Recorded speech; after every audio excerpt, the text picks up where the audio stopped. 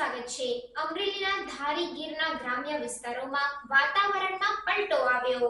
અમરેલીના ધારી ગીરના ગ્રામ્ય વિસ્તારોમાં વાતાવરણમાં પલટો આવ્યો। ધારી ગીરના ગીગાસણ, મીઠાપુર, દલખાણિયા, કોટડા સહિત આસપાસના વિસ્તારોમાં વરસાદી ઝાપટું પડ્યું। વહેલી સવારે વરસાદી ઝાપટું પડતા ધાણા, ઘઉં, ચણા, જીરું સહિત પાકને નુકસાન જવાની ખેડૂતોને ભીતિ સેવાઈ રહી છે।